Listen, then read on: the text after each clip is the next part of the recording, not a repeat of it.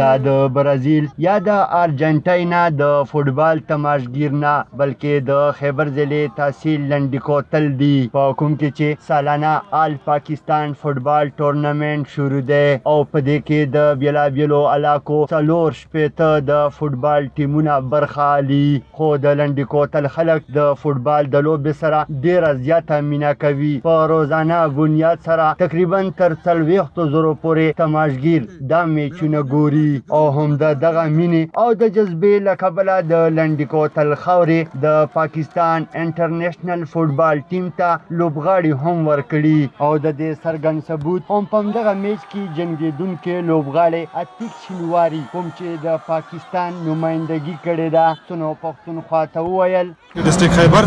باړه جمرود دا ټول د سپورټس لور دي خاص کر د فوټبال لور دي او همیشه پاکستان له خسته پلیران ورکړي دي په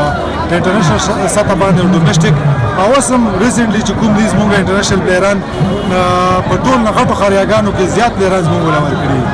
او جذبې متعلق تاسو وې ان شاء الله راتلونکي میچونو کې به دینه نور جذبه وي چرچا کې اوه شاباش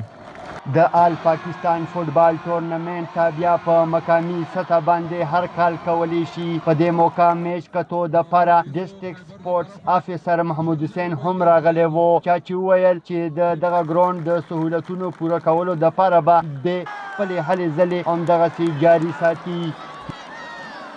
یاره که دا وکتل شي دا خو چا نه پټه خبره نه دی موږ سره ډېر نږدې ملګری ډي اس او چرسد ده ثواب یې هم راغلی دی هغه چونکې خپل هم فوټبالر دی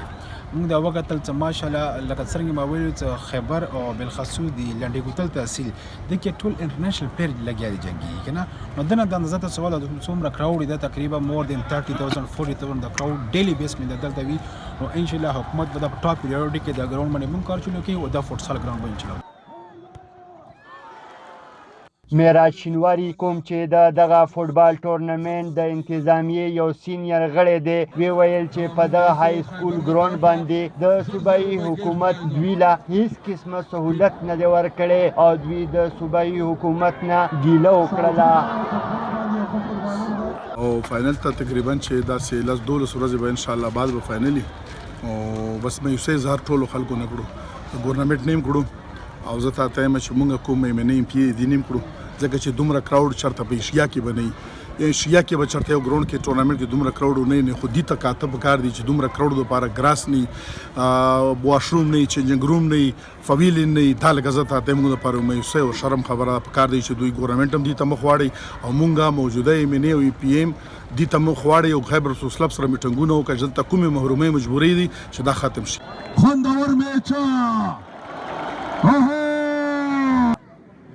په لنډی کوتل کې شروع دغه فوټبال ټورنمنټ ته نه یوازې د خیبر ضلع بلکې د پیښور چارسدې مردان ایبټ آباد او دغسې د نورو لرو علاقو نه هم شوقین خلک د میچ کتلو دپاره د روزانه په بنیاد سره راځي محمود الله خان افریدي سنو پښتونخوا خیبر